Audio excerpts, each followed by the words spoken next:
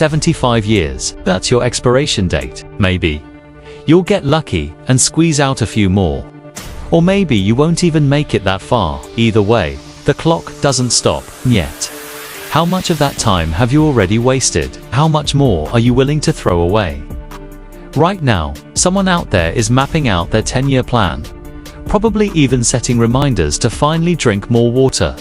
And they don't even know if they'll wake up tomorrow. That's the reality. We plan like we have time. We act, we're guaranteed to see next year.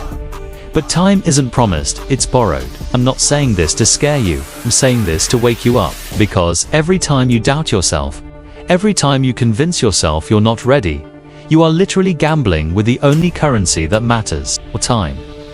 Richard Feynman, a world-renowned physicist, developed something called the Feynman-Technique method for true understanding. If you really understand something, you should be able to break it down and explain it simply, as if teaching a child. So, let's apply that here. Let's make time simple. If you had 1 month left to live, what would you do differently? Who would you call? What relationships would you cut? Where would you go? What regrets would you try to fix? Most people never think about this, and that's why they waste time. If you really want to understand true regret, go volunteer at a nursing home, sit down and talk to someone who's run out of time, or have a conversation with a lifetime felon, someone who will never get a second chance. They will all tell you the same thing.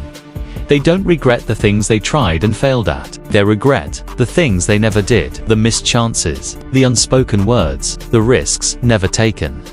You were supposed to write that book, you were supposed to take that trip, were supposed to fix that broken relationship with your brother, but you waited, told yourself later, and then one day, you lost your ability to write, and your brother had passed away, and suddenly, as you lie there, with nothing but the weight of regret, you realize it's not failure that scares you anymore. It's knowing that you never even tried. And that pain, that what if, that gnawing feeling of knowing you had a chance and let it slip, that will haunt you more than failure ever could. So, if you're one of those people always searching for motivation, a new hack, a secret, a shortcut to get moving, let me save you the time. Don't need another trick. All you ever need is to remember your own mortality, because, in the face of death, none of the things that hold you back right now will matter. Not the fear, not the embarrassment. All that will be left is what you did with the time you had. So, here's the challenge.